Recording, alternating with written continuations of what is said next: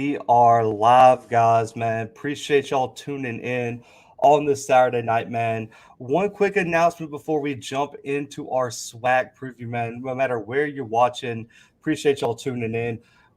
You might see a little banner up top that says OTBN, man. That is Off the Ball Network, man. It's the new podcast network we just joined.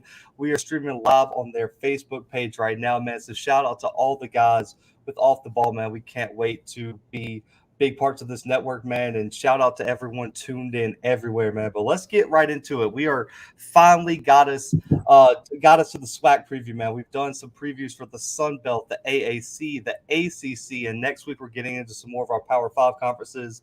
But this one's big. This is the SWAC preview for 2021, man. At the hype for this conference is probably at an all-time high right now in terms of national perception and everything like that. So we are pumped to be here with y'all, man. Listen, the comment section is open no matter where y'all are watching. So make sure to tune in, get y'all's questions in, get y'all's opinions in. We can't wait to kick it with y'all tonight. But we're gonna start it out with some sleepers in the SWAC. And Brandon, I'm pumped for this. And so what we did in terms of sleepers, guys. So let me just preface this real quick.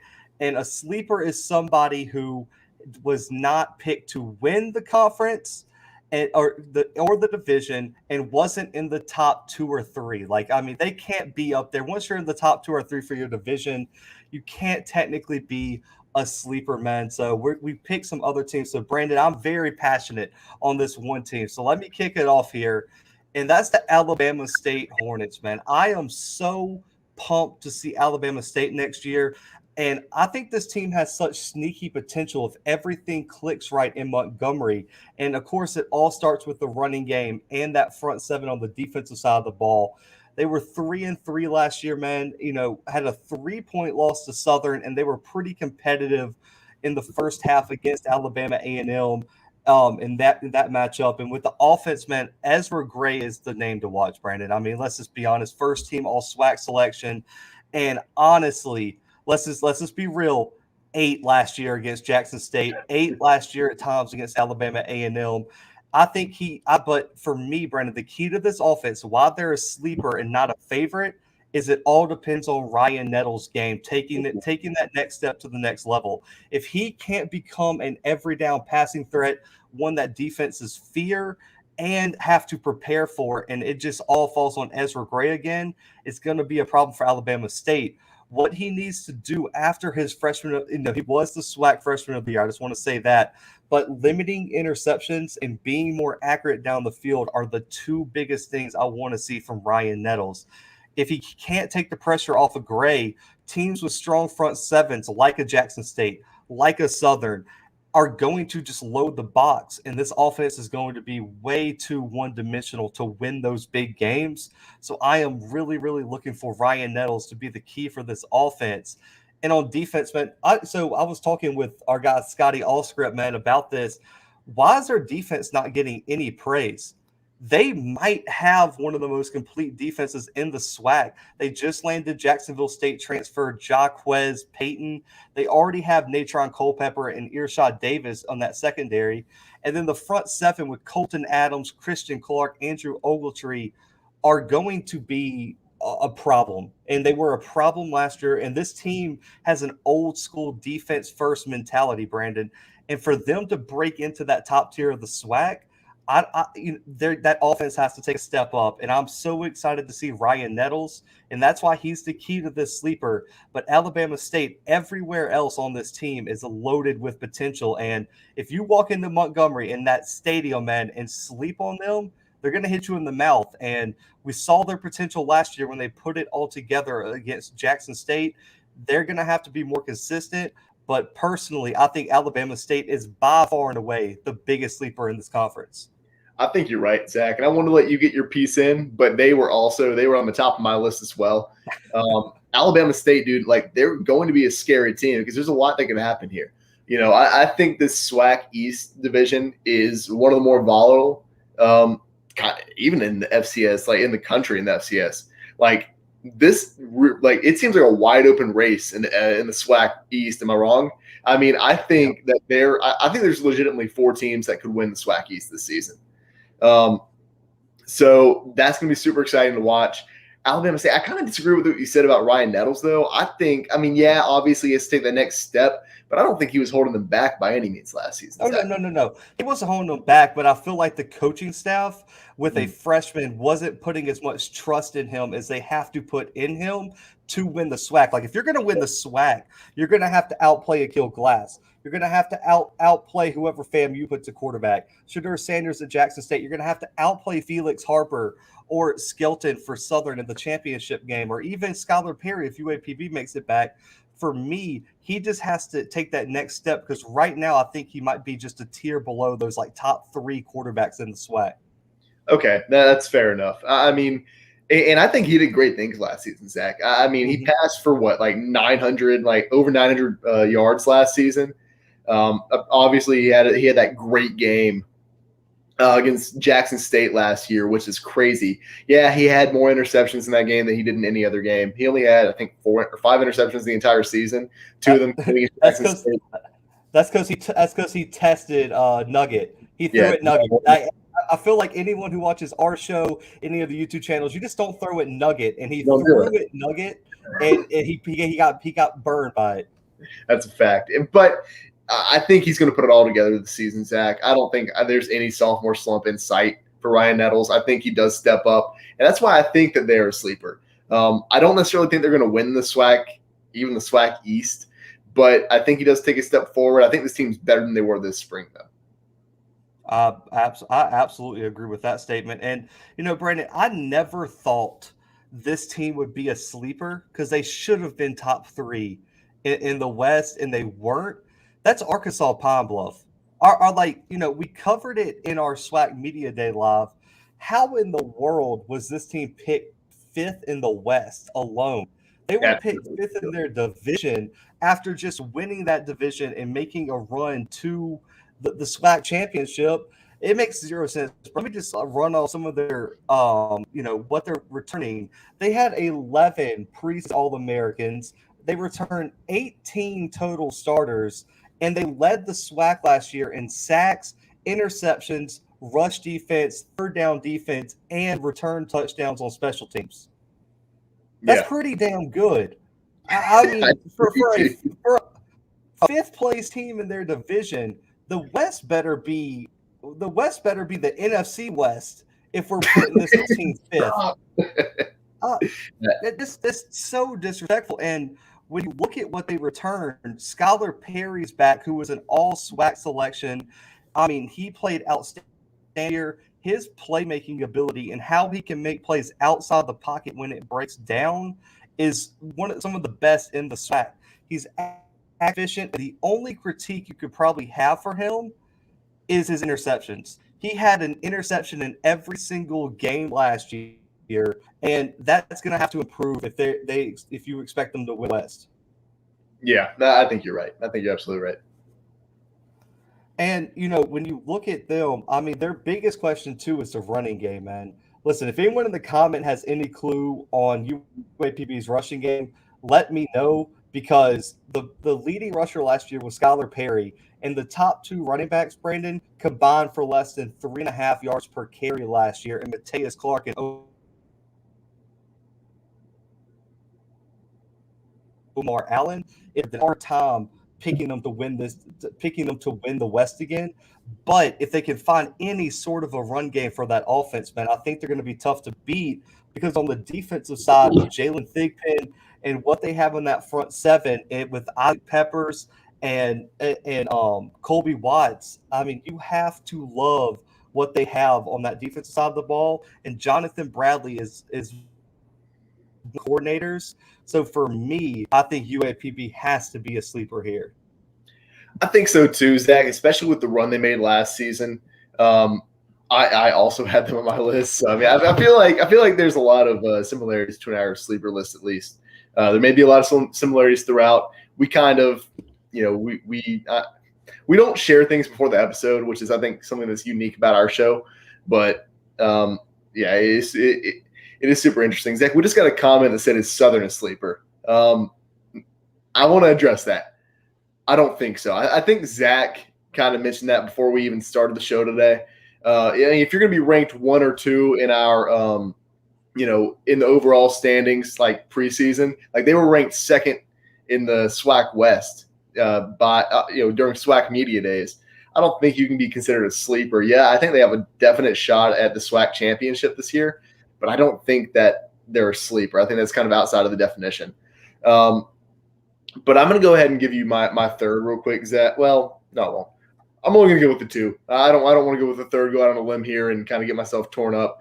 I think Pine-Bluff will be a super interesting team to watch just because of the run they've made last season. But yeah, I mean, outside of that, I could maybe see like Grambling being a sleeper. Like maybe they kind of bounce back this season and kind of go on a run. I don't have anything like super specific to talk about in that sense, but I think Grambling could make a little bit of a run. We got another comment. Prairie View's a sleeper. Maybe. I don't think so necessarily. Like I don't think Prairie View has like a huge season ahead of them. Maybe a couple years down the line, but like I don't think immediately they're going to be a sleeper for this upcoming season. No, definitely not. And I'm trying to figure out my Wi-Fi. Sorry here, man. But Brandon, let's go into players to watch here. And I feel like we have an obvious one here, but like go into one of yours that might not be obvious for everyone listening. In one of my so a player that I'm looking at, let's go with Abdul Fattah Ibrahim from Alabama A&M. Yeah, maybe it's a little bit obvious. I think most of mine are pretty obvious, but he is going to be the best wide receiver in Alabama A&M squad this season, as he was last season and as he was probably the season before.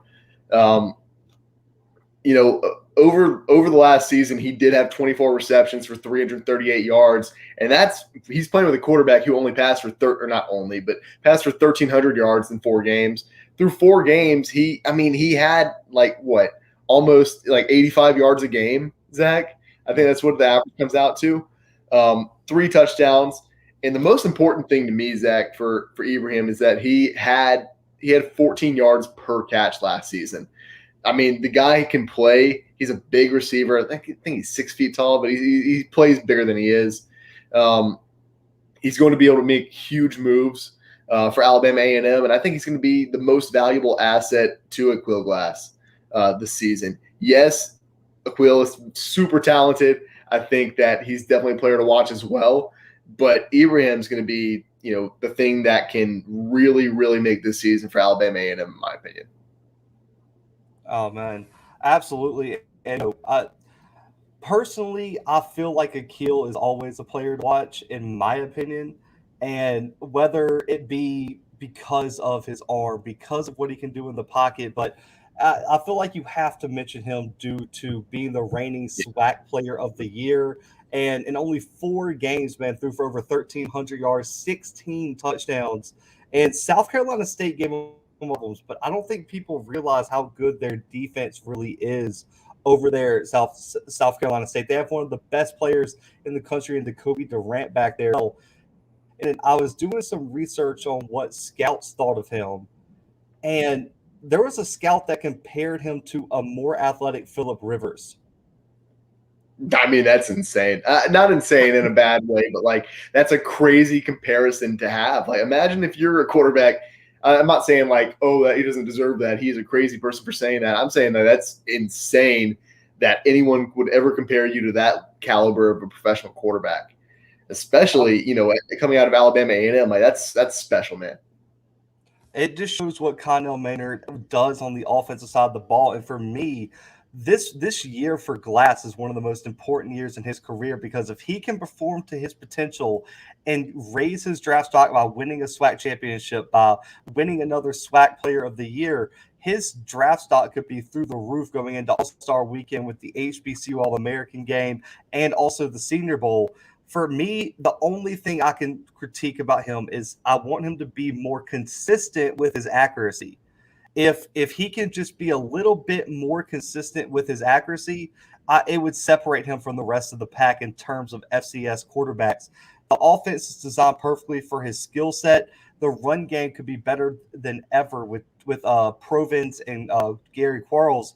He has his pocket presence, his understanding of the game, his playmaking ability is really what separates him from the rest of the quarterbacks in the conference, man. I think he might not be the most mobile, but his understanding and making that play is honestly what separates him from the rest of the pack. But, man, go ahead with your next one.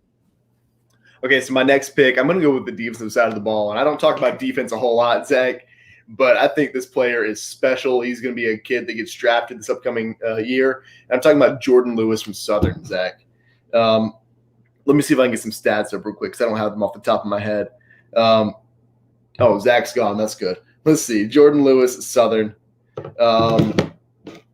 I just think this kind of talent coming, especially coming out of the SWAC, and that's not a hit on the SWAC or anything. That's just like how many players every single year do we see get drafted from the SWAC? We have a ton of linemen coming out pretty much yearly, but other than that, like I think he's not like a generational talent, but I think he's super talented, and he's a kid that you only get like once every 10, 15 seasons. Let's see if I can get some stats up. Like I said, Zach's dealing with his Wi-Fi, so he'll be right back. He's not gone for good, guys, I promise. Let's see, Southern stats. Let's see if I can get this pulled up real quick. Okay, so this past season, and you guys know it. If you're a Southern fan, if you're a SWAC fan in general, you know what he's made of. But over this past season, he had 19 tackles. 27, or those are solo tackles, 27 combined tackles, with his assisted tackles. 15 of those were for a loss. And yeah, he plays defensive line, so that's going to happen. Obviously, you're up there, you're getting into the backfield on almost every single play, but he does it like with a vengeance. Like he's out to get these sacks, get these tackles for loss. Not only that, guys, but he also had 10 and a half sacks over this past season for a total loss of 73 yards. In the game he showed out most against actually was against Jackson State. That was the game that he showed out most because of those sacks that he had last season, 3 of those came against Jackson State, 26 total yards lost for them. I can't click on the comments like Zach can, or I would pull this one up. But the last comment we had from YouTube said FCS might have 12 players drafted. So how will Jordan Lewis get drafted over the defensive end from McNeese State, Richmond, North Dakota State? I'm not saying he's necessarily going to be drafted over those guys, but he will be drafted. Like it might come day 3, it might come maybe day 2, but he's going to end up getting drafted. He'll end up playing for an NFL squad next season.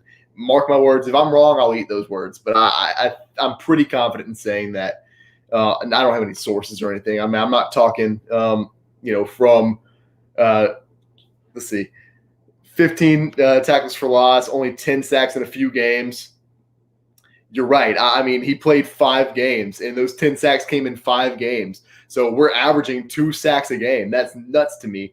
And he didn't have any solo tackles in the second game against Arkansas Pine-Bluff. Bruce Irvin, that's a tall comparison there. He reminds you of Bruce Irvin. This kid's insane. He's insanely good. I'm going to go ahead and move on to another player, though, and a player that might actually come as a surprise to some of you if you've watched the Bluebloods. If you know, like, we aren't haters or anything. We aren't out here for blood against any team in the SWAC. We're just here to analyze it. We're here to talk about it. But I do have to mention Shedeur Sanders in my players to watch.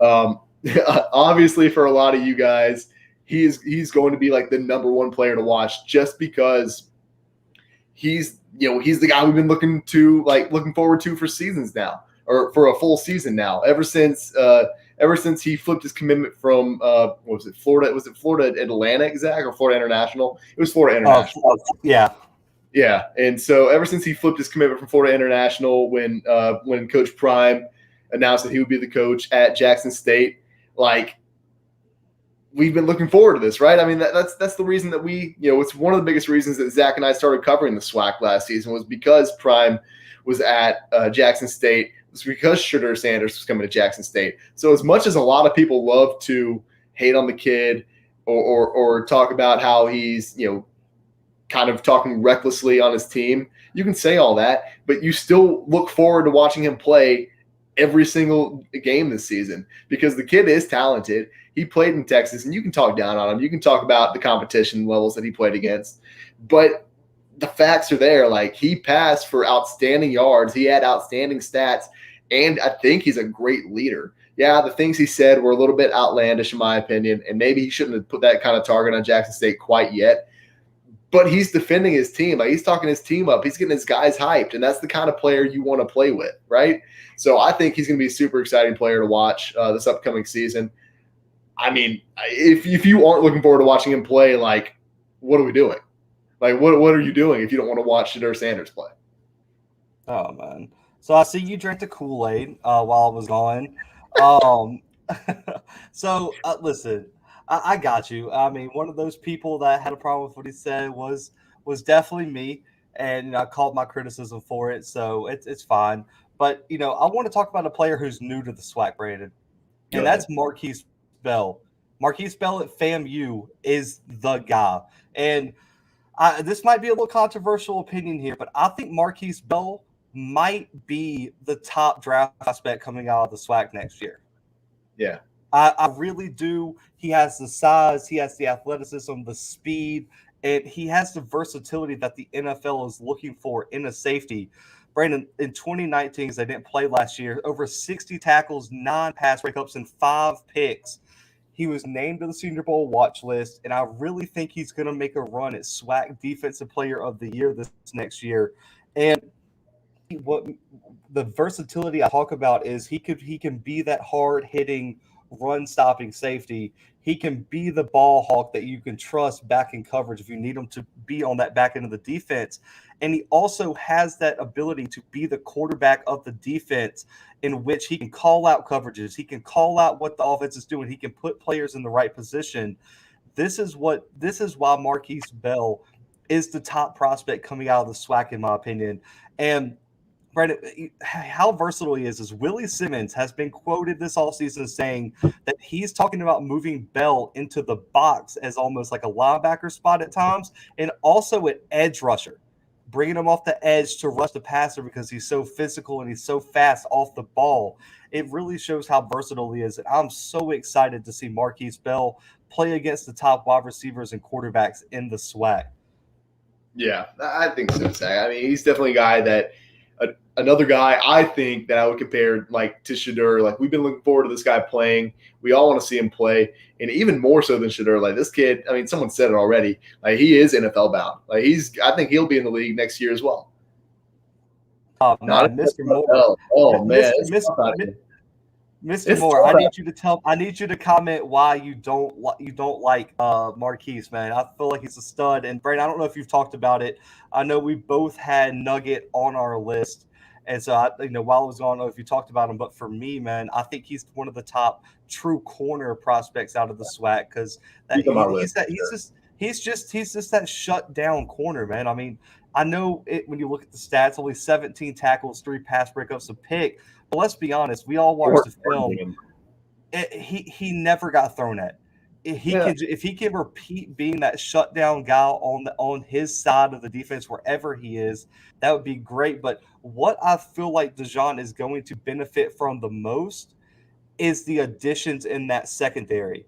And what I mean, Brandon, is if Isaiah Bolden, Shiloh Sanders, CJ Holmes, and that front 7 can step up and make it a little bit harder, one, to sit in the pocket and throw. The other DBs can step up and make it where the reason that DeJohn didn't get thrown at last year is because the other corners were terrible. Yeah. Akil didn't have to target DeJohn because he could throw at the other corners and the other safeties, and they couldn't cover nobody. So what he's going to benefit from is an increase in talent in that secondary. Hope if they step up and actually do what they were brought in to do. Bourne has the length, the speed, and the athleticism, in my opinion, man. I think he's going to benefit so much on bringing more talent to Jackson State. So that's why I have John here. Mr. Moore's cracking me up over here. What's going on with these comments? we can't be doing this right now. We can't talk about bad hips, not a form tackler. Oh man, I know. He said Big Pin is better. Oh man, he was cracking me up. Nugget bites on double moves too much. That is too much. But man, Brandon, let's move on here to our next segment here, and that is games to watch.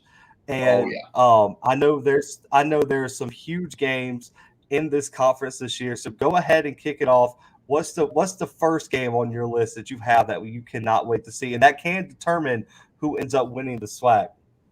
Yeah, so I think the obvious choice here is it comes in week 1. It comes in Miami, Florida, and that's going to be Jackson State and FAMU. Like, FAMU's new to the SWAC. Jackson State has a ton to prove. I think they improved tremendously over the last season from what they were over this past decade, basically. They came in and they had a winning season for the first time in, like 8 years.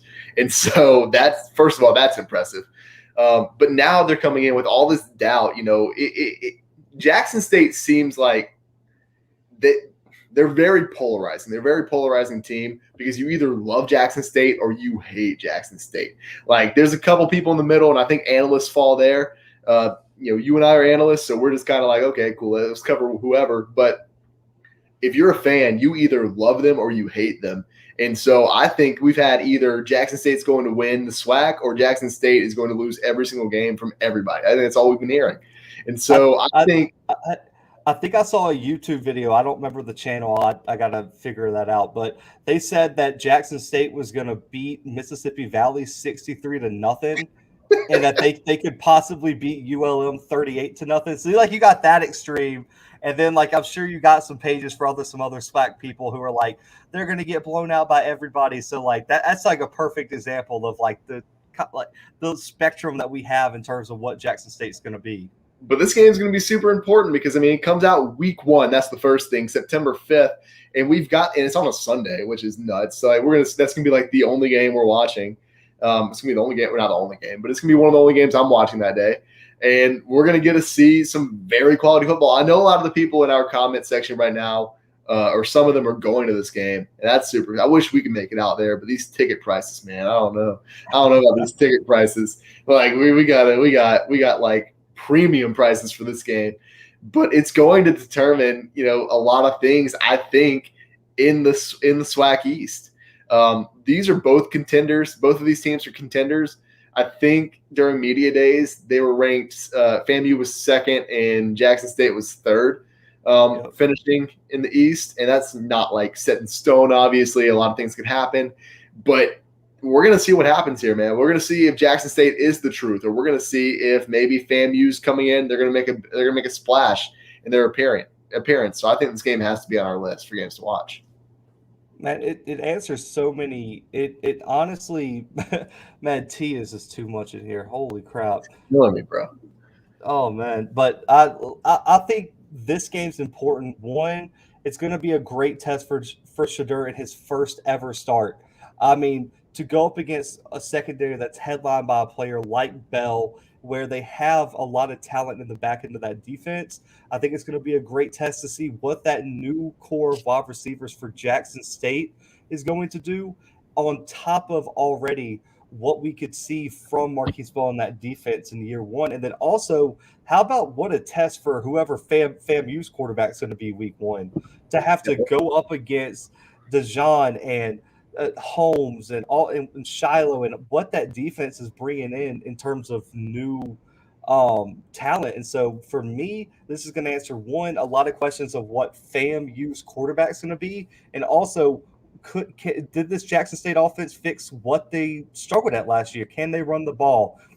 Can they move the ball down the field appropriately? Can that offensive line block a single soul? Because there were times last year, Brandon, where I don't know if they were going up against Casper. I don't know what was happening, but they weren't touching nobody. They weren't touching anybody. That offensive line was getting no push. And there were times, especially in the Southern game, where they were getting pushed in the backfield just off the ball. And if, as an offensive lineman, you cannot get pushed in the backfield in any play. That is just unacceptable. So I need to see what happens week 1. But for me too, September 23rd is a big game for me, Brandon, in terms of determining who is coming out of that West Division. And it's Alcorn, Arkansas, Pine-Bluff, September 23rd. It's Alcorn coming to fight to reclaim their title. And it's Arkansas, Pine-Bluff coming to say, hey, we weren't a fluke. We're here to actually compete for the SWAC. We're here to actually compete against the best of the best. And if Arkansas, Pine-Bluff pulls off the upset, Brandon, September 23rd, you're going to be talking about such a shockwave sent through the SWAC, where every media member who should already be ashamed of themselves for voting them fifth are going to be like, man, these guys are really here to play, and they have the offensive line, they have the quarterback. I think Alcorn UAPB is going to answer a lot of the questions we have about that West Division. So let's also just knock out a game that we both have on our list. I know everyone in the comment section has this game on their list too. Jackson State, Alabama A&M, October 9th in Huntsville. Brandon, I am so pumped for this game that I don't even think you understand how pumped I am for this game. Akil Glass versus that Jackson State defense, while also seeing what I want to see. So the big thing for me is I want to see how Jackson State looks against FAMU September 5th and how they look a month later against Alabama A&M. How much do they evolve? What does that chemistry look like? And what does Shadur look like after a month under his belt, understanding the offense more and everything like that? This is going to be a true test, and it's a huge road game for Shadur. And this is pretty much going to determine who takes the commanding lead in the East this year. I think you're right, Zach. And I know it's a little bit off topic, but hit that Darren Gaines comment real quick. I got to see this. Hold up. Wrong one. Hey, I live in Baton Rouge. I'm down to go to any game you guys want me to go to. Hit me up. I'll be in Mumford Stadium several times this year. LSU, I got the LSU season tickets, and they are playing Arkansas that day. But depending on how things go, I might be at this Jackson State game. We'll get with you, Mr. Moore. We'll get with you, Mr. Moore. Don't worry, because I might be in Huntsville that weekend. Week 6, October 9th is the biggest weekend. Yeah, there's so many good games. And I was supposed to go to Jazz Fest. That's my October 9th is my birthday. So like, if you guys want to send me a birthday gift, go ahead. I was supposed to be at Jazz Fest, but it got canceled. So now I'm wide open. Let's go to some games, guys. But I think you're right, man. That game is going to be phenomenal on October 9th. I'm gonna have to watch it. Maybe I'll fly up. Who knows? We'll see what happens. Let's see. Lawrence said Alcorn State, North Carolina, Central Atlanta, baby, my top games. SWAC teams must have. That's a great point right here. Let's frame it, because if you like every other YouTube channel that has talked about any conference realignment, any SWAC respect, any SWAC perception, you have to beat other FCS teams. True. And that can include Mississippi Valley. I believe they played McNeese week 3 or week 2, one of the two. And also South Carolina State, Alabama A&M. That's going to be a big game as well. So first week. Yeah, any games that are against other FCS teams were just kind of a given for me. But Brandon, this is one I don't think you had. And I have Alabama State versus Jackson State, October 16th. I have this one because they're my sleeper, and also stylistically, I think they offer one of the biggest tests, just in terms of how they run the football, their front seven being tough. It's the biggest test for Jackson State's offensive line. It's going to be the biggest test for their run game. And it's also going to be a really nice test for their defense to get, to get tested by Ezra Gray, because Brandon, as we know, Southern is coming to town later. And the saying that, our guy Scotty coined is, if you think you can run the ball, Southern can do it better. And so this is going to be a huge test to see where that defense is at this time of the season. So I have Alabama State, Jackson State, 1, because of upset potential, and 2, it's a huge test to see where Jackson State is. I think so too, Zach. Okay, yeah, I misspoke. Southern is the one that plays McNeese. Yeah, on 18. Right. So that one's going to get. We have T saying Southern McNeese is gonna beat them. Valley plays Murray State. That was the other one I was thinking of, because Murray State's going to be a really big game, because Murray State's a favorite in the OVC now that Jacksonville State walked out. Get y'all tickets for the A&M game. We appreciate you, Mr. Moore. We will make it to Huntsville. okay, we got Rashawn Mckay as QB1 for FAMU. So that Jackson State game is going to be a huge test for them. They lost by 6 to McNeese, and Southern barely loses State anymore. Hey, fair enough. State, what are we doing? What are we talking about? Exactly. And as we finish up games to watch here, October 30th too is a huge game for the West, and that's Alcorn versus Southern. Yep. Huge game. I hope to be at that one for sure. Oh yeah, this game is going to be amazing. I'm excited to see what Alcorn is at this time of the year because every time I watch a preview, every time I hear other SWAC channels talk about it, Alcorn is just everyone just kind of chalks it up to them being pretty good and never really breaks down what they have coming back. But what it's gonna come down to me, Brandon, is can Skelton establish the passing game? I mentioned this on the Biggest Questions episode yesterday.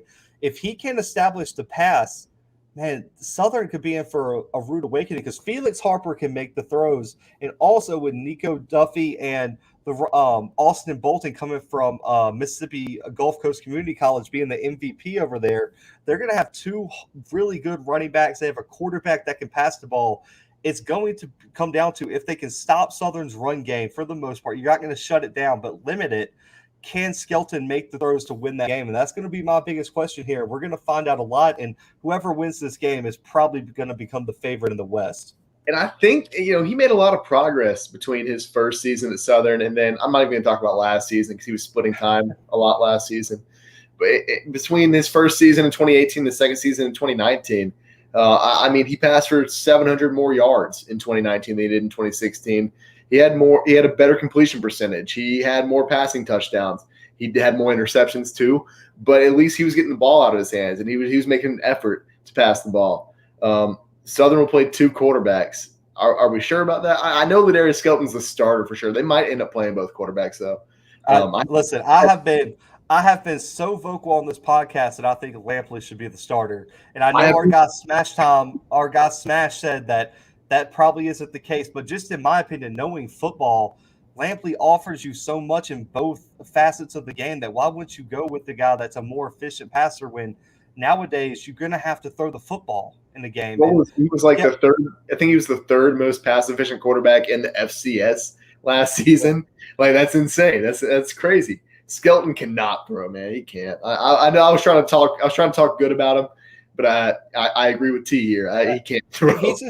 He's just so limited, and what saves him, like if you put him on any other SWAC team, in my opinion, I don't think he would make it because really and truly it's just he makes it because Southern runs the ball so much, and their scheme is perfect for him in terms of getting him outside the pocket and running. Personally, I think Lampley would give them a higher upside in terms of competing with the best of the best programs, but I mean, it's fine. Swack Talk said they might even play 3 quarterbacks: Skelton, McDaniel, and Lampley. I don't even know anything about McDaniel. So definitely let us know about McDaniel. I love a multi-quarterback system, actually. So, like, I think Southern's one of those teams that can run that well. Not a lot of schools can because you have like one clear starter. Here, I think they have guys who have different skill sets. They have the offensive line for any of these guys to succeed. They have the defense to hold them down, even if the offense isn't super successful. So I wanted Quincy to go to Southern. That would have been incredible. That would have been like my favorite thing of all time if he ended up at Southern. Right. And for me also, let's see. We got J4 thinking Rollins. There's a lot of people who think this is do or die for Rollins, to be honest. They think that he's going to have to get them to the promised land this year. And, I don't know if it's really – I don't know if he has to get them all the way there, Brandon, but you at least got to be competitive. You can't get your doors blown off by Alcorn or UAPB or anything like that. It's got to be competitive. And then the final game, Brandon, that I picked before we, get into our official predictions. I know as soon as we put them up, all hell is going to break loose in the comment section. So, and then I want to be able to discuss it with everyone tuned in. Let's see. He said McDaniel was the actual second QB. He was just injured. That's tough. T, I think you're talking about Isaiah Chambers with McNeese. We had him on the show. Shout out to him for coming on. But the last game for me, guys, is Alcorn Jackson State, November 20th. Yeah. This could even be, if everything goes right for Jackson State everything goes right for Alcorn, this could just be a preview of the SWAC championship at this point. Yeah. I honestly think that this game could determine so much. And what I love about the scheduling, Brandon, and the SWAC is that they put this game when we're going to get the best Jackson State team we could possibly get.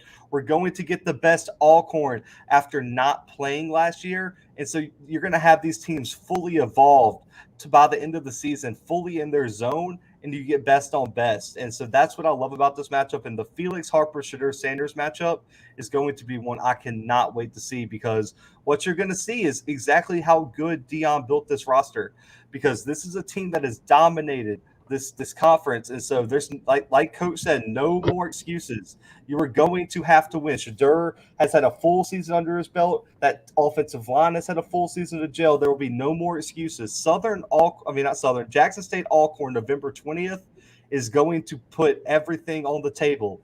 And you have to win that game if you're Jackson State, in my opinion, or at least make it a really good game and show that you can compete with the top of the SWAC. I agree 1,000,000%, Zach. I mean, they're going to have to show us that they deserve to be talked on the way they think they deserve to be talked on. You know what I'm saying? So, Skeletons, wow. I mean, that honestly, I want to say it doesn't shock me, because I think that he has a lot of room to improve. Skeleton does. Man, I would love to see that. I would love to see that. I might have to make it out to a scrimmage before the season starts. I'm trying not to sleep on Southern, I promise. I really want Southern to do well. Just being here in Baton Rouge. So let's hope they do well.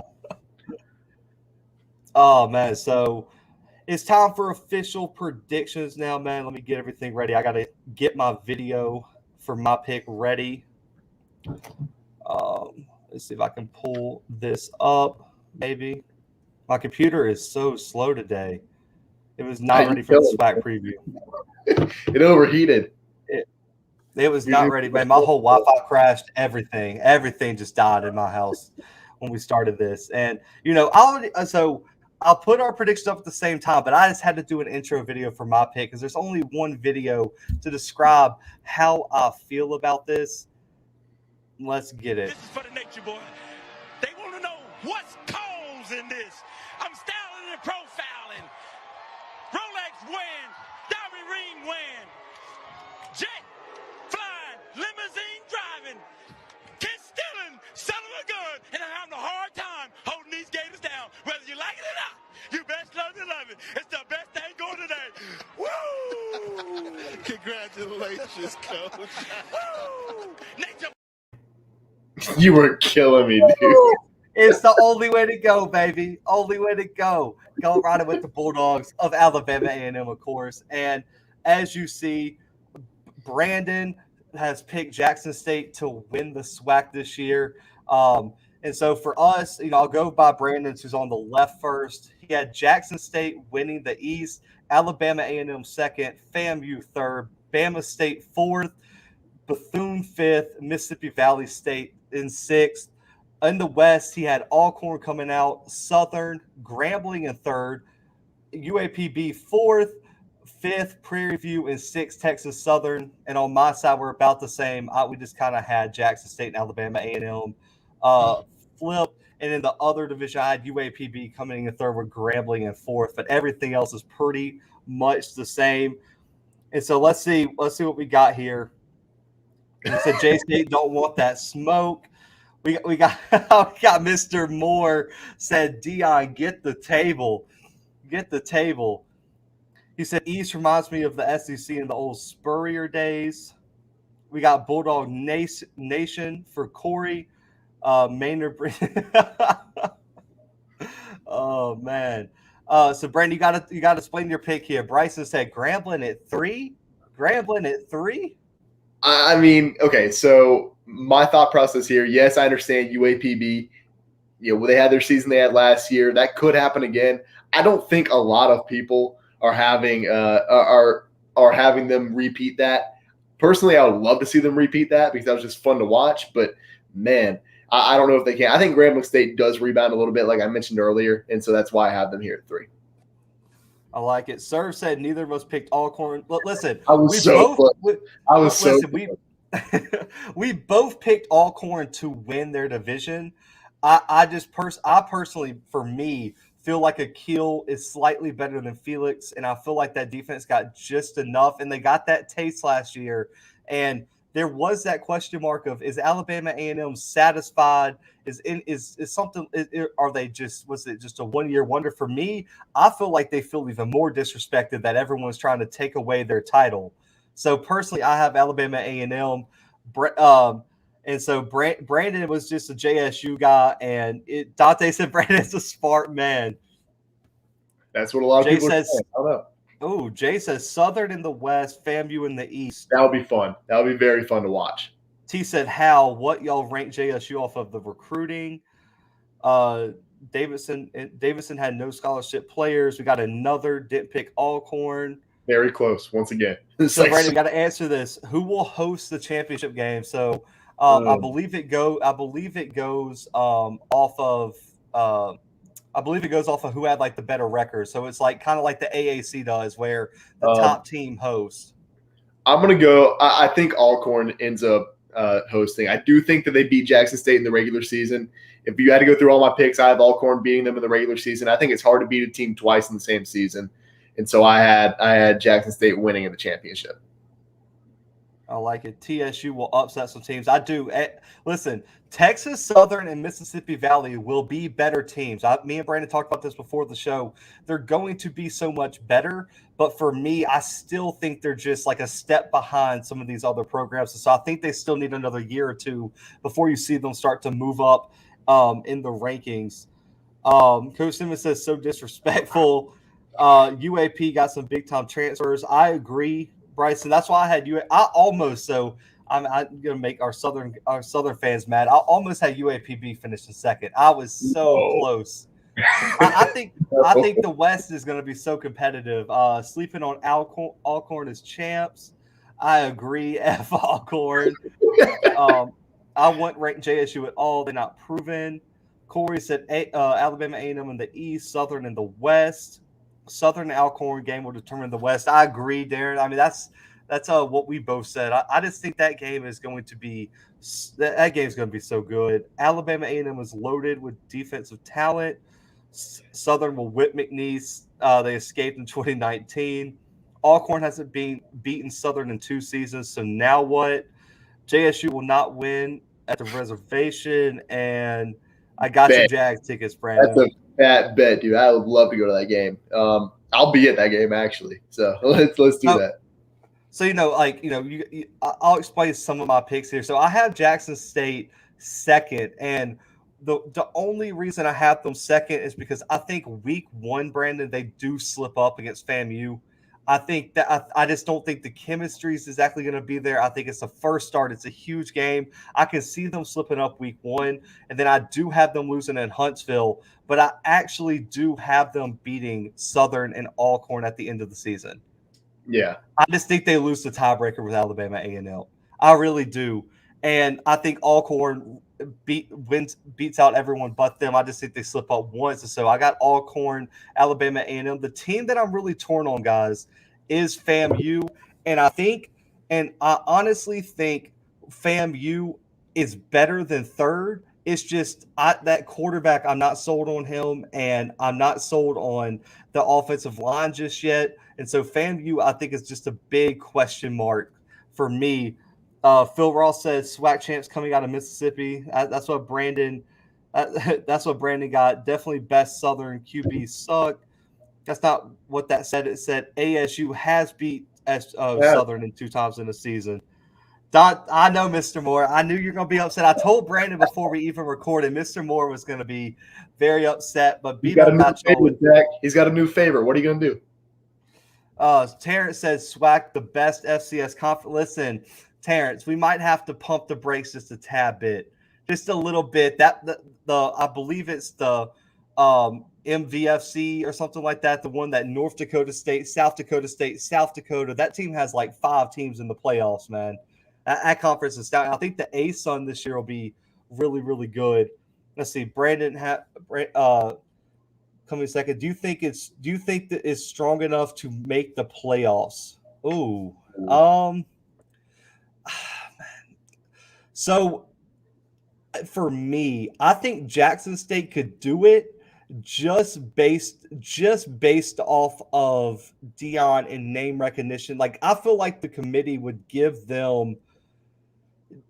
They will just give them like a little bit of a boost. I know SWAC teams, recently haven't been going to the playoffs, but if there's somebody who could get the foot in the door, it has to be Jackson State, right, Brandon? I mean, especially if they only lose 2 games on their schedule or 2 or 3 games. I mean, you got to give them maybe like a little bit of a jump, especially Brandon, the key. So, Lawrence, the key here is Jackson State has to beat ULM. Yeah. If they want a realistic shot, because what they could say is, man, we went to the FBS and won. Yeah, we might not have had, a bunch of non-conference games. They have Tennessee State, which is fine. They have Delta State, which is, I believe, D2. So what they could say is we beat our FBS team that we played. From now on, we'll start scheduling tougher out of conference. But right now, who has a better win than ULM? Even though I know ULM isn't that good and all that, but it's still an FBS win when you're arguing to the committee for the FCS playoffs. Yeah, and not only that, but Jackson State, they benefit from just plain name recognition over the last year, Zach. I mean, everyone who's talking FCS football, who doesn't normally talk FCS football, is talking about Jackson State and the SWAC.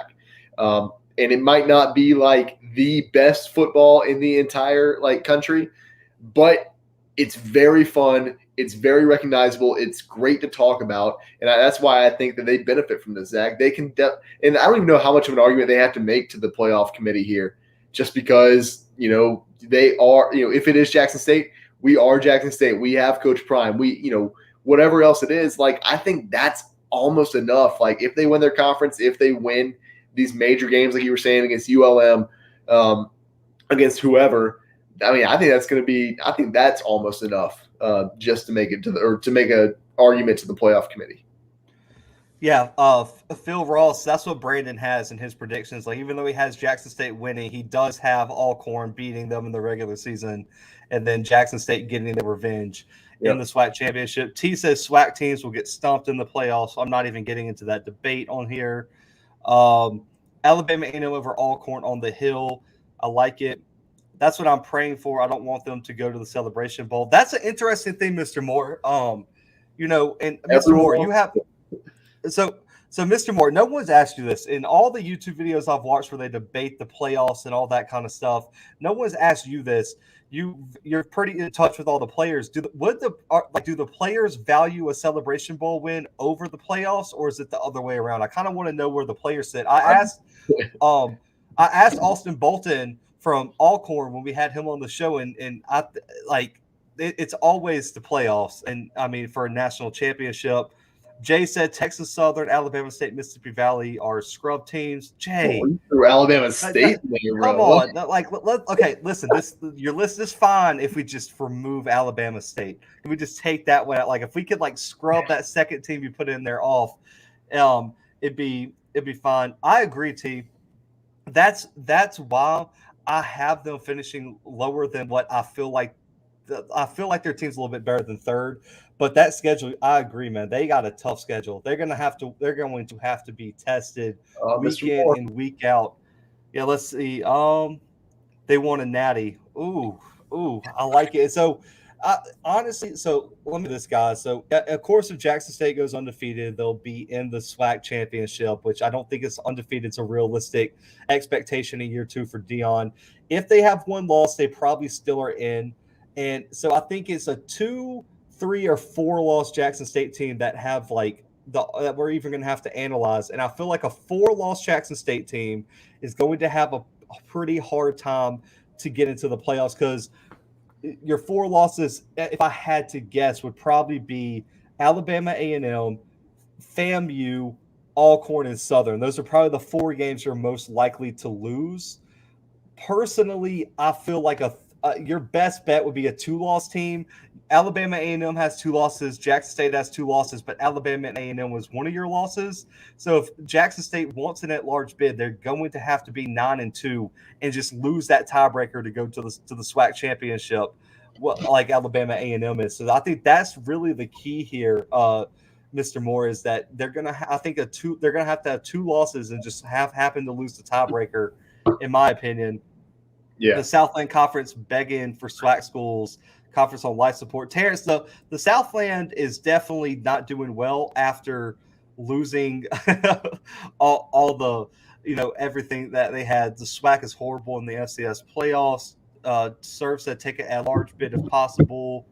Alabama State needs a new head coach. I'm not going to argue with there. I mean, he's probably on the lower end of SWAC coaches right now. Don't forget Prime wants them in a bowl game. Like, hey, I mean, if the problem is right now FCS teams can't get into FBS bowl games, so he's going to have to, find a way around that rule. And I think that's why there were a lot of Jackson State fans who said his goal was to move them up to FBS. And I think it was because of his desire to get them into a real bowl game. Because, and Brandon, I don't know how you feel. I do think, bowl season, we add bowls every year. And so instead of seeing like a 5-7 Charlotte team play, whoever in like the Bahamas Bowl, the Bad Boys Mower Bahamas Bowl, whatever it was called. Instead of that, why not take a team from the FBS and let like the top SWAC team in the country face them? Whoever wins the Celebration Bowl gets to play a bowl game against an FBS team in in early January. My question is that something that you think they would actually want, Zach? Like, if they wanted to play against an FBS team, schedule them. It's not like I don't think that's like a goal for anybody to be able. Oh, we get to play an FBS team. Oh, that's cool. I'd rather be in the playoffs. I'd rather do this. I'd rather do almost anything than just I get to play like one of the worst FBS teams right now. I feel like that's kind of like that's almost like an insult in a way. Not coming to you, but like if that were what it was. Well, I mean, I feel that. And like the FBS team would definitely have a problem with it. So we'll do like one last topic before we wrap it up because it was supposed to be at the beginning. My internet was going berserk apparently. So we'll do it now. And this kind of goes along with it is what are some of y'all's ideas to improve the national perception of the SWAC? I know our guy Allscript took so many bullets for just saying they should schedule more teams, and they like shot him down. Like they acted like he just tore the SWAC apart, even though he really didn't. And then I've heard the scheduling is a problem, and I've heard the travel and the money is the problem. So, for you guys, though, what are some of your ideas to improve national perception? And Brandon, what are some of the keys? And I know you had some games this year that you wanted to talk about that we've talked about already that the SWAC needs to win if this is a realistic conversation. Yeah, for sure. I mean, Jackson State, we already mentioned it, needs to play ULM. If not win that game, they have to play that game very, very close. ULM is a terrible team. They are bad at football is what they are. For the past couple of seasons now, they've just been terrible, like bottom of the FBS. And I know we're over here talking, like T said, why SWAC teams can't beat top FCS teams. The top FCS teams are miles above the bottom FBS teams, some of them anyway. I think that game, more importantly than that one, Zach, I think Alcorn needs to play South Alabama like that's the national championship game, because South Alabama is a team that now they've kind of fallen off, but they've been relevant in the past. Like they've been like decent in the Sun Belt. I don't think they've ever won the Sun Belt, but like they've been decent. Alcorn needs to win that game. Alcorn absolutely needs to win that game at the top of I don't even know what I'm saying. They need to win that game, or at least play it close, like I said, for Jackson State against ULM. Another thing I'll say, Zach, is when we see these SWAC teams go out, I know travel's a problem, I know money's a problem, I know traveling's a problem. There are teams that will pay you $1 million to go play them. That's the thing. Like LSU's playing McNeese. You know how much LSU's going to pay McNeese State to come up to Baton Rouge? Doesn't Southern play LSU next year? Probably. LSU and Southern play all the time. So yeah, I mean, probably. I mean, but that's like FBS teams, and like that's like money games, and that's always the thing. But like, I feel, I get it. You're gonna have to play the LSU's. Like Alabama State goes to Auburn week 2, and Southern played Georgia not too long back. Those games are always the money games. But I'm talking about like you have to probably schedule. You have to schedule realistic FBS games, and I know that sounds. I get what you're saying, but like they need the money, right? Like that's what we're talking about. We're talking about these teams need the money so they can travel to go play these games that they aren't getting paid $1 million to play. Is that true, T? Was if North Dakota wow. State was going to pay them to play? That's crazy, and they need to get on that ASAP. How much? I know there's those people who argue that no one cares about the FCS. That's not true. Let's stop. Yes, it's not comparable to the FBS, but let's stop acting like no one watches FCS football. For me, man, if you could get a Jackson State, North Dakota State, and a neutral site, just imagine, like, dude, do it in Dallas. Yeah. Imagine the hype around that game that you would get. The Sun Belt's a good conference. UAPB beat Arkansas and Central Arkansas. Listen, Lawrence, the Central Arkansas game is one that no one's talking about. That game is going to be huge for UAPB because Central Arkansas made the playoffs, I believe, in 2019. Last year, missed it by like one game. If they can beat Central Arkansas, that's a statement because they we had Tyler Hudson on the show, one of the best wide receivers in the FCS. That team's legit, and they return a lot of talent. They beat Austin Peay on national TV week 1 last year. And hang on, let's see. Dante said, "Ask Coach Simmons." Oh yeah, I watched Coach Simmons' video, and we've been talking. Every time he comments on, it's all about the WAC merger and the Sun Belt and all that kind of stuff is huge. And for me, Brandon, you mentioned Alcorn has to beat South, and that's important because, Brandon, I don't care if I get some people say the ref stepped in, some people said this and that, but for me, when Alcorn won the SWAC in 2019, right, and when they went to the Celebration Bowl representing the SWAC, they got beat by Southern Miss, who wasn't very good in 2019. No, they were very bad. I remember watching them. They were very bad. Brandon went to Southern Miss, in case you guys didn't know. And so he's a Southern Miss guy too, but they weren't very good. And so you're going to need your top teams to beat those teams. And I'm not talking about the big money games. Listen, I know the comment above. I'm sorry. UAPB is not beating Arkansas. Southern is not beating LSU. Alabama State's probably not beating Auburn. What's going to happen is you're going to need to schedule, like Coach Simmons, like we've said on our show, you have to schedule the CUSA, the Sun Belt, and then also schedule some. Brandon, this blows my mind. There's no reason that year in and year out, Alabama A&M and Alabama State should not have at least one game scheduled against Jacksonville State or Stanford. There's zero excuse. Yeah, none. Right. And McNeese is right there for all these SWAC teams, and you have geographically logical places. Brandon, I mean, Houston's not that far. Why is Sam Houston State not on someone's schedule? Do you know how big of a win that would be if a SWAC team knocked off Sam Houston State? Especially when we're talking about Prairie View or Texas Southern. I mean, they are right there. Like we're talking about in the same town. like what? That's crazy. 240. Maybe back when they didn't play teams, but every other year they went to the playoffs. Promise bringing recruiting. They just need to play them more often. I agree, SWAC fans. I agree. I definitely agree. Put players in the NFL. Definitely agree. And USM, they played in 2014 too. That's shout out to, there are a few teams that play a lot of non-conference games. I'll shout like Mississippi Valley. We've mentioned those in the comments too. They play a lot of non-conference games. Southern's not really afraid as well, but we need it as a conference as a whole, and that's where Coach Simmons comes in. A Sun Belt Challenge. Why not? Why not? Why not? There is no I'm here to say, listen, we are both from Mobile, Alabama. We both grew up, like me and Brandon could drive 5 minutes and be at South Alabama from both our houses growing up. It's right there. There's no reason any SWAC team should get blown out by South Alabama.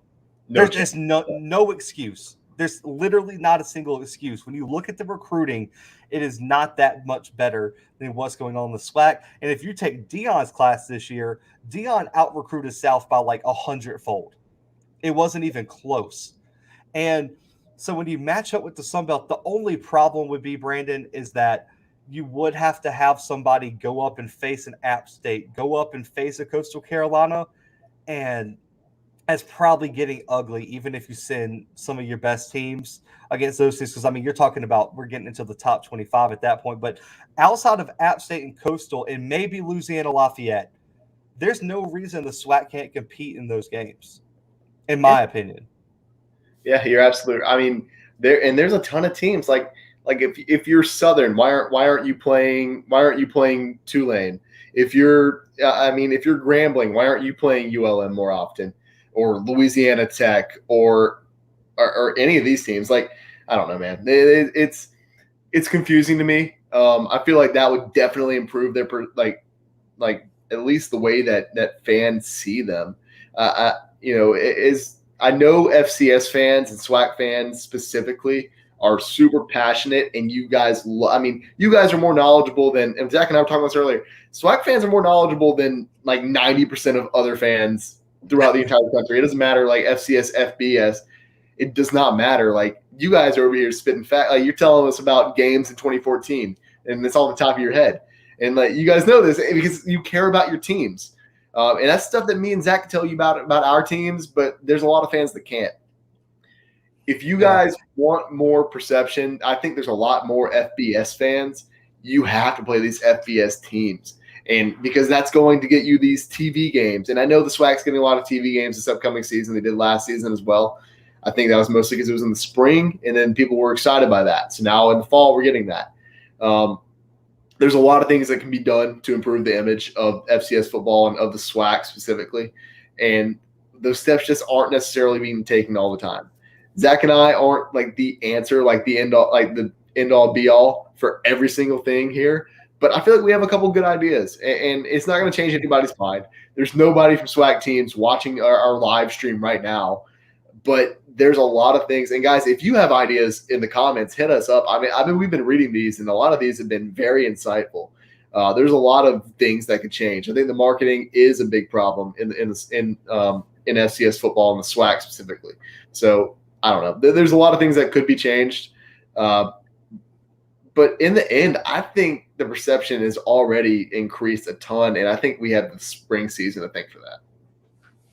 Yeah, and I think it's going to be interesting to see how the FCS plays that, because I know there's been some talk about moving the FCS to the spring.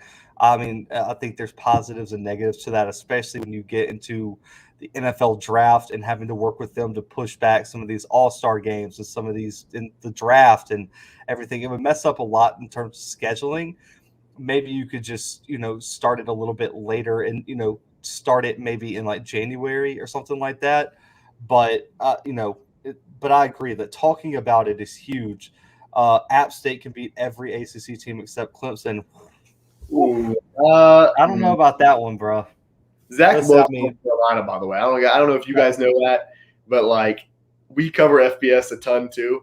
And so, like, just go watch any of our FBS videos. We just did our ACC preview. Zach is in love with Sam. I don't know if App State's going to get a shot. They play Miami this year, second week of the season in Miami. So we'll see. He asked me once while I was at work and missed it. I'm all about ideas that should happen. Coach Simmons deserves all the platform, man. Listen, he does. Go follow Coach Simmons. This guy putting out A plus content, man. Shout out to Coach Simmons, man, rocking with us. And same for SWAC fans, man. Shout out to SWAC fans as well. Playing FCS teams increases your footprint. You start playing in different areas and get in front of a wider variety of fans. That's a fact. And just imagine how many fans would be if Jackson State went and played North Dakota State and Fargo and did like a home and home series. Just imagine the fans that are like, whoa, like, well, who are we playing? And then they do the research and they get invested in the SWAC football. It's all good. SWAC Buzz had a good video about the SWAC brand, but we'll have to check that out. The SWAC Buzz is another good HBCU channel as well. Georgia State versus HBCU will be a sold-out game. I was there when they played Tennessee State, and they had more fans. I like that. Georgia State's a good idea too. Georgia State, Georgia Southern, even like teams like Mercer and anybody in Florida, Georgia, Alabama, Mississippi, Louisiana, even Texas. You got to go play. I mean, damn, Texas got like 57 teams in that state, man. You go play one of them. It's right there, especially if you're in the West, in the SWAC, you got to go play them. There's no reason you shouldn't. The SWAC needs one game against the Southland Conference. I agree there. What bothers me is I'm only seeing JSU up on their social media game. I only have JSU stuff to share and promote, maybe a little Alcorn. I feel like we all have to fill in the gap for this. I agree. want to talk about that because that has been frustrating me to no end.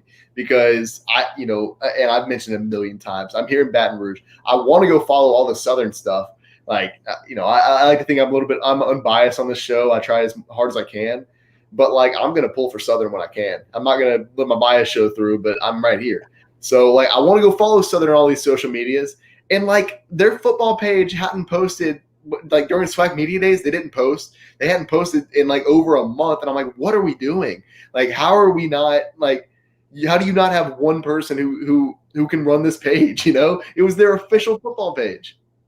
And I know Coach Simmons probably agrees with me here. Because he said we have an outside looking in mentality. Jack State only top 50 and one top 150 media presence. The thing for me though, guys, and I want to see how y'all feel about this too. Doing research for shows also has to change so much for us doing SWAC previews and game analysis, because a lot of the SWAC football websites never get updated either. It's they aren't updating the websites, the stats aren't updated, and I agree with you, SWAC fans, is that I feel like it's our job, your job, Coach Simmons, Cut Day, All Script, SWAC Buzz, it's all of our jobs to help build the brand of these players, the teams, and just everything going on here. So that's why I'm so glad. I mean, when you type in SWAC football now, just think of how many new YouTube pages are actually dedicated. Because we've been around for we're going into what, Brandon, our third season covering college football, and so this would be the second one we've done to the SWAC because we did the spring season, but it's huge to do that. And let's see, Georgia Tech plays Alcorn, and Alcorn brought more fans than Tech. I'm not surprised about that. We need to form a deal with these other conferences, like some of the Power 5 conferences are talking about. Yeah. I agree, SWAC. Yeah. And that's why I love Coach Simmons' idea is, not only form alliances, but why not have, in basketball, why not have how they have what is it, Brandon, the SEC Big 12 challenge? Yeah. Why is there not a SWAC ASUN challenge, a SWAC WAC challenge, a SWAC Ohio Valley challenge? Some of these schools are right in your geographical and the ASUN is right on top of the SWAC. And the ASUN has some of the best teams in the country. Sam Houston State's headed there, Jacksonville State. Why not have something where it's a challenge where, and you could do it. So, Brandon, I don't know if you remember way back, I had this idea in terms of non-conference scheduling for FBS, where when you do these conference challenges, the champion from the previous year and the champion of each conference face each other, and then you go down the standings and you match up based on team strength. That's way it's a bunch of fair matchups, and Alcorn doesn't play the worst team for the ASUN, and Jacksonville State doesn't get to beat up on Texas Southern. You match up the best with the best and work their way down. I don't understand why this couldn't happen, man. It's crazy. And yeah, J4 Sunbelt 85 scholarship SWAC. That's another big thing. We talked about that on our episode where we looked at expanding the SWAC and what would happen if they wanted to make the jump, build the brand to success. And I'm checking all my contacts in every school in the conference and expanding them. Someone has to get to work. Appreciate the support, Shell. There's a SWAC official YouTube page with nothing. I honestly didn't even know the SWAC had an official YouTube page. I'm going to be dead honest with you guys right now. Had no idea there was an official page. When you look up SWAC football, it's sad that I don't even think that'd be in the top 15 results for SWAC football is that page. That's crazy. I've been planning for a while to do some things. HBCU Spotlight, us, Cut Day, All Script. I want to promote all things SWACs. Coach Simmons All Script. Man, listen, that's got to be promoted everywhere. That's got to be put on a billboard. I am pumped. But yeah, Scotty, let's be honest. Why isn't the SWAC playing the ASUN? I know the ASUN right now, Brandon, I think is only 8 teams because some teams went next year and so they can't join. So they're like a year behind. So they're going to get better. They're going to get bigger the next year. But man, how big would a matchup between Jacksonville State and Jackson State be? You would get some of the best players. And I think even Scotty mentioned it. If you schedule these games now, then the playoffs don't really matter because you already beat everyone in the playoffs.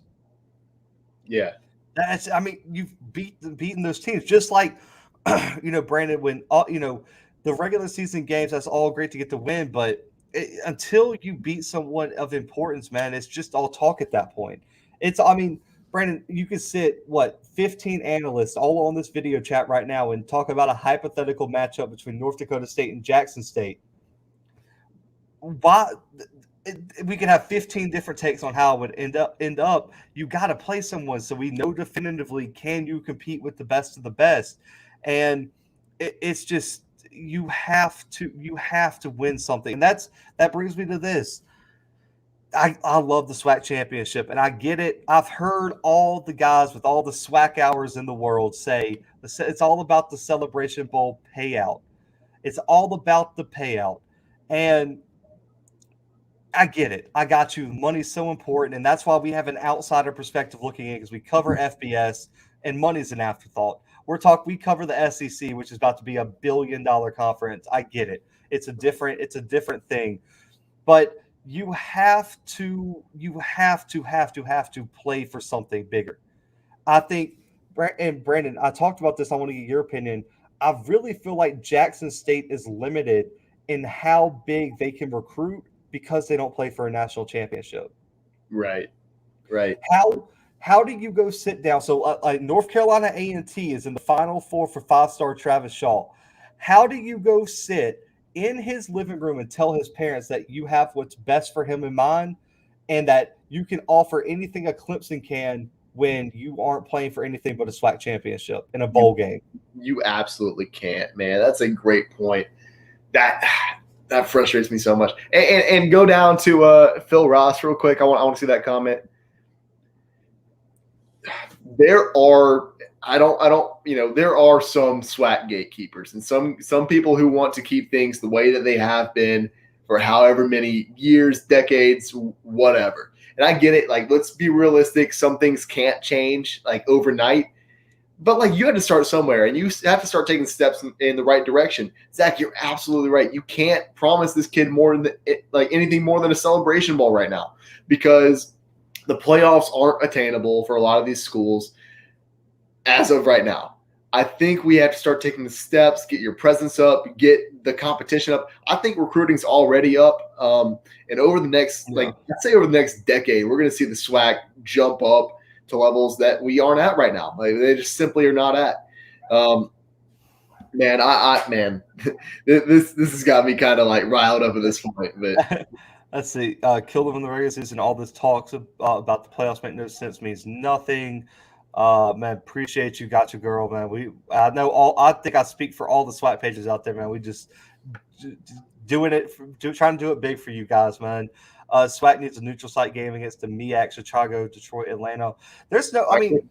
And I agree. And I even said Dallas earlier in the show. There's no reason no one can make it to Dallas.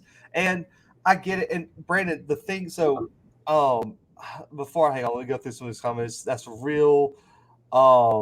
Eventually going to put a video promoting all the platforms, man. Appreciate you, SWAC fans. That is going to be awesome. We definitely got to get together on that. Oh gosh, excuse me.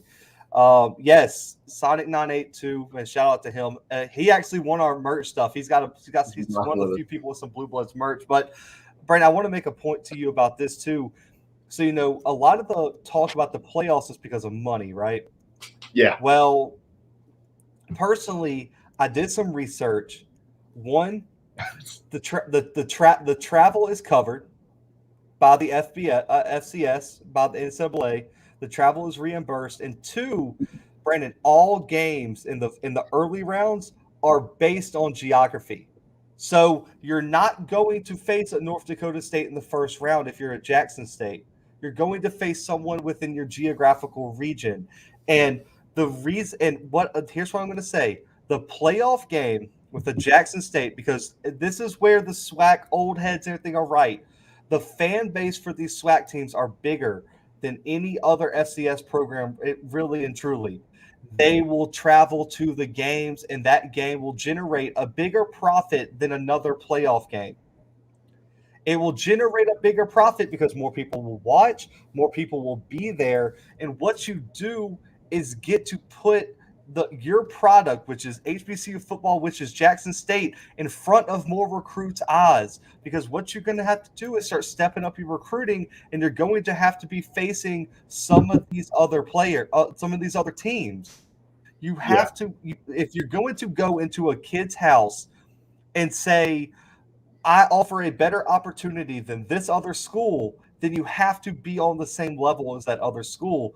And that is where the SWAC falls so far behind, because it's this perception of we're already behind. So what's the point of trying to catch up? You have to get that, like, play these teams. And I love what Jackson State's doing. I got you. Deion's doing a great job recruiting, everything like that. What needs to happen now is the rest of the SWAC has to use that momentum to bring up the entire conference.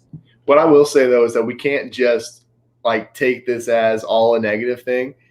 Like, we have to see these players that are actually targeting HBCU schools and that are targeting the SWAC and think wow, when's the last time that a 4-star out of high school has been yeah, I think I'm going to have this team in my top 4. Or there was even that, I forgot his name, the kid who had North Carolina A&T. I know we're talking about the SWAC right now. Travis Shaw. I mean, he has North Carolina A&T in his top 4. That's nuts. And I think we have to recognize that and see that recruiting has gone up a level. And we want to talk about the SWAC taking steps in the right direction because they need to. But at the same time, let's recognize some things. Let's celebrate some things. Let's talk about how much the recruiting has improved in the SWAC, how much the national perception has already improved there. I agree. And listen, Coach, this is a point that I don't think anyone's talked about on TV, on YouTube. I say TV. I get it. I understand that the perception is going to be if you get into the playoffs and you have to travel, that it's some sort of disadvantage, everything like that. But what's going to happen is you're going to have to get into the playoffs and travel for the first few years to establish yourself. Because once you start winning on the road, you start being ranked preseason higher. Then 2, the SWAC's perception as a whole is raised, so those in-season wins mean more, and you jump in your ranking jumps throughout the season. And then eventually, as you establish yourself in the playoffs, you can start hosting games. How big would a playoff game in Jackson, Mississippi right now be? That would be huge. You kidding me? It doesn't make any sense. And this whole idea about the money and the travel and, it's around holiday season and all the excuses I've heard. It's like when you mention this, the excuses just come out of right, left. It comes out of so many different fields. What needs to happen is everyone needs to come together and realize that this is a thing that can bring everybody up and just commit to it. And once everyone commits to it, then it's there. And then the money will come when you start winning FCS national championships. The sponsorships will come. The NIL deals for the players will come. The NFL draft success for the players will come. All this is here. And I just don't think – I think right now fans just don't see that. And what's going to happen is, like Dante said, the new SWAC order or what it is, the new SWAC order with all these new YouTube channels is you just have to do it. With Southern and Grambling play a Thanksgiving conference game, it can hurt their teams in the West from making the playoffs, the conference championship game. But tiebreaker comes up. I agree. I understand, and you can't probably move that game. And so, what the SWAC needs to try to do something with their schedule, because if you start getting in the playoffs, you can't just say, "Hey, I'm sorry, we have this classic and we can't move it." Sorry, playoffs. I know Southern might be undefeated, but they got a game to mess up the schedule. And I think once you take the Celebration Bowl out of the equation, I think you'd be able to shift the dynamic in terms of the scheduling and things like that. Oh, so apparently you have to bid to host early rounds of the playoffs. Ooh. Yeah. That's tough. But if you bring in money, then that will be fine. Let's see. But they got money for libraries and new dorms. Okay, so I feel like I feel like that's a good use of money.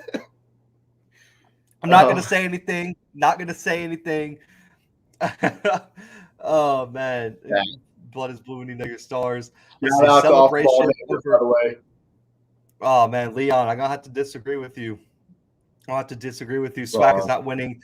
Listen, it might be a pipe dream right now, but it's really not a pipe dream if the recruiting keeps picking up. And I really feel like if you get to the playoffs, the exposure will help. You'll be in front of more recruits. You'll be able to offer more to recruits as you're sitting on their couch. And I honestly think the FCS playoffs would – and thank you, Swac fans.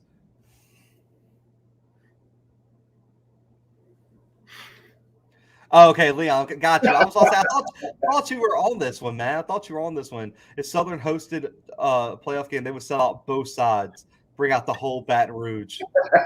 I'd be there. I agree. Yeah, for sure. I'd spend all my money to be there. I agree. I think Bayou will recover. By the way, if we want to bid. Listen, that's what I'm saying, Swat fans. So it's like, listen, it's okay. So I'm an Auburn fan, and the Iron Bowl is always Thanksgiving weekend. I don't care. Like, just play the damn game. And, I know the Bayou Classic is always played on that date, and Southern fans and Grambling fans are going to probably try to cancel us after this. I'm not going to lie, but because I'm going to say this, just move the damn game. I don't want there being any of us in this conversation. Just me. Well, why does it have to be played that weekend when you have a shot at an FCS national championship? That does not make any sense. Yeah. Just move the damn game. If you really want an opportunity to play for the FCS playoffs, just move the game. It does not make any money. So if you play a money game, shouldn't it fund your playoff run? Ooh, Mr. Moore with the facts over here. The fact, and I know what he's saying. Like, they're using that money for other things, but if football's bringing in the money, at least fund your football program. That's a fact. Because I know we all saw the video, by the way, and we're going to get to this in a second. We all saw the video about the Jackson State dorm rooms. That's been going around everywhere. So, yeah, I get what you're saying. Oh, man, listen. Right here. This is – just frame it. Listen, if you're going to clip any of the show, it's right here.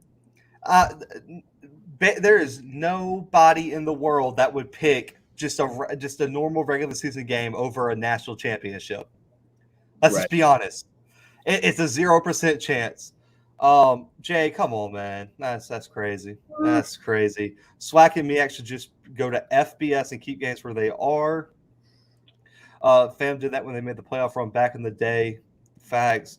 They could still get in the playoffs, and the game was there first. LOL, but I get it. I agree. I get it. It's all about tradition and everything, but we're trying to forge a new path. And, I really just think I honestly do not want this to come across as like I have no problem with the SWAC championship game, anything like that. What I'm saying is there's no reason that you should have to send your second or third best team to the FCS playoffs, Brandon. Yeah. Because the top team's already committed to a bowl game. You should want to be sending your number one and number two teams to the playoffs to show that your conference is the best. And that's just where I come from. And I know Coach Simmons said it earlier, and we all have a different perspective, and we're kind of have an outside looking in perspective just because we cover FBS football, 14 playoff like the FBS, everyone has bowl games. I actually don't mind this. So if you had if the top 25 was coming out, you just had a 14 playoff everything, maybe a 12 team, Jordan, just because the FBS is expanding too. And the FBS bit is going to base a lot of their, I guess, what they do off the FCS. So I think they're going to keep the playoff, but what they should have though is bowl games for the other teams anyway. Regardless if you keep the playoffs how it is now, they should have an opportunity to go play a bowl game for other teams. So I agree with you at that same time. Tradition, but at the same time, kids want to compete. I agree. That's what I'm saying. Go to the Morpheus comment. I'm not going to fall for this twice in one show, guys. I hope this is sarcasm because Zach and I obviously we haven't been covering the SWAC forever, and so we cannot truly appreciate the tradition, but I hope this is a joke because like Mr. Moore said earlier, these kids want to win a national championship. Let's talk playoffs. Let's not talk Celebration Bowl forever. Shout out to you, man. Shout out to you. That's funny because that's what FCS schools think about the SWAC, and VSU is not a D1. We're just going to let that one sit. Let's play these teams in the regular season, and we can do our own football version of the NIT, have a playoff or bowl series with the teams not going to the main playoffs. I like that idea. Phil Ross, that's the problem. It's about football or something else. SWAC gatekeepers. Exactly, Phil. I think that's part of it. Yeah, Fort Riley, Kansas. I like it because it was, hey, I'm in Manhattan, man, so I feel that. I feel that. They already got a 16-team playoff. They don't need these participation bowls. That's what I'm saying. Make this the first week of the playoffs in Thanksgiving like they did. I agree, Lord. I mean, and if you really want to SWAC, because I'm sure there's some that's what I'm saying is I'm not going to give y'all the answers because I don't know the whole blueprint on what's possible with the FCS. But if the SWAC really wanted a seat at the table, I feel like the FCS could make it happen. And I feel like the SWAC can make it happen by working some sort of agreement out. Because there are games in the FBS that are always played at a certain time as well. So I feel you there. I really do. I honestly feel you. It's not just about winning in the playoffs. It's about increasing the brand. I agree. Yeah, Atto, we agree with you there, man. We said it was all. I understand it's like $1 million payout or $2 million, it's something like that, and the FCS players have to do better with that. I agree with you there, but the travel is covered, and I don't think you can put a price on the exposure that you can get for some of these brands and some of these teams in the FCS playoffs. I know that's a much more complicated subject, but like, why aren't these playoffs being sponsored more? Like, why aren't we getting these sponsors? Like, do you understand how many companies are jumping at the bit for like just regular playoff game sponsorships in FBS football? Like, I feel like the spotlight's shining a little bit more on FCS nowadays than it used to. Like, I feel like sponsors are super attainable for that. And like, you see how much money's involved in these in all of these bowl games. So like, I think that we could revamp that. And I know it's a super complicated issue, so I'm not going to try to get into it. But I don't understand why teams are losing money going to the playoffs in the FCS.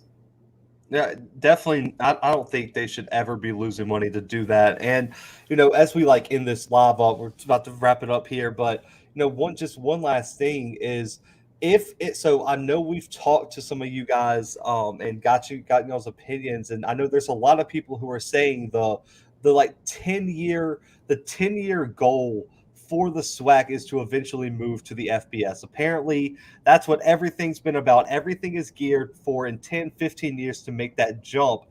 If that's the case, you are going to have to win some national championships. That's just a fact. And I don't think you can just hang your hat and say, look at what we've done against the MEAC for 15 years. And really and truly, the MEAC has beaten the SWAC recently a good bit. So for me, they're going to have to win. Thank you, Phil Ross, is taking my words out of my mouth. If they want to sit at the table, they're going to have to compete against the Sun Belt. They're going to have to compete against the top FCS teams. And even if let's say the SWAC doesn't send everyone to the playoffs and they do have a team that makes a small run, they're going to need some people to make runs in the playoffs, whether it be your first, second, third place team. They're going to have to show that they're better than the other candidates to move up, because my biggest thing when the whole Big 12 thing exploded, and I know it was Dion just doing this thing, and it wasn't really an invitation or a conversation. It was just a tweet. The biggest thing for me was, why would Jackson State or the SWAC be the top candidate right now? Why wouldn't the Big 12 rather take Sam Houston, North Dakota State, and South Dakota State over the SWAC? Because right now, those teams have proven more on the FCS level. Damn, North Dakota State won 7 national titles in 9 years and is in the top 5 every single year. So what the SWAC has to do is increase their perception, which is why this is even a topic on our show, because until you get to that level, the conversation is just kind of mute. And like Phil Ross and a lot of other people in the comments have been saying, you have to start winning your non-conference games, whether that be against the Sun Belt, the CUSA, other top FCS teams, or the MEAC, in anything. You just have to win, and that's the key to it. And I know there's some people spreading some weird stuff about winning doesn't matter to move up. That's not true. you have to at least win. There's a reason Appalachian State moved up because they were winning. And the reason Charlotte's not a good example is because Charlotte chartered their program to eventually move up, just like South Alabama, and they were always going to move up, and they already had a spot in the Sun Belt, and that's why that school's football program was chartered, and they were just at the FCS level to get the program up to running speed. That's it. That's the only reason they jumped without winning, because they were chartered to join that conference in the first place, which is a whole different conversation. I need to sit down and find out why it has been profitable. I was saying the same thing for years. I want to see how the post-prom SWAC plays out. I agree. The MEAC has to pass the SWAC. Coach says more players in the NFL. It can happen. They got to find a way to make money losing the conference championship game in the Celebration Bowl. We got bingo over here by our guy Sour Diesel. I have a video from Ashley Robinson confirming the playoffs. You also got to look at the history with the FCS playoffs and how they have been against the HBCU and what they did. I agree. I got you. I got you, Mr. Green. And it's always like a hope that like that is not the case anymore, because I feel like the argument here for us, Coach Simmons, off script, like the new voices has been that the playoffs should only be used to benefit the SWAC team. So like I do understand that there's been a history of setting them up to lose, and so I'm hoping that that's not the case anymore, and that's kind of where we're coming from on this. Probably hurt the SWAC to try to. It probably wouldn't hurt the SWAC to try to go to the brands like basketball. Definitely agree there. The SWAC teams won't jump shit. They're just content with what they have now. I like that. Last playoff game was Jackson State losing at home to Western Illinois. That's crazy, man. But guys, man, we appreciate y'all rocking with us, man, on this Saturday night. This is our first ever SWAC preview, man. JSU going undefeated, beating teams like ULM. That's a key game. Underused media platforms, I agree. Absolutely, SWAC fans. And there's a lot of programs that are getting into covering sports that I think could be utilized for the SWAC. But, man, we appreciate y'all tuning in, man. If you're over on YouTube, man, make sure to subscribe, like this video, man. We'll be rocking here all season, man. We are coming back with the 2-minute drills Monday through Friday, man. We are pumped to get those out. And we're done with interviews for now, by the way. No more interviews. We got some players that might try to jump back on that we already had a schedule that had to get canceled for a reason. But right now we're tentatively stopping interviews because of the season. And, man, we'll be here with 2-minute drills Monday through Friday. Our conference previews continue Wednesday with the Big Ten, man. We're pumped to do that. And so also that'll be a live stream on Facebook, YouTube, and Twitter. And of course, I can't wait to drop some new ideas that we have coming for the season on game previews, game analysis, things like that. But man, make sure to subscribe. Appreciate y'all supporting. I hope y'all have a great weekend. And for B-Dub, myself, and the Bluebloods, man, we are out for now.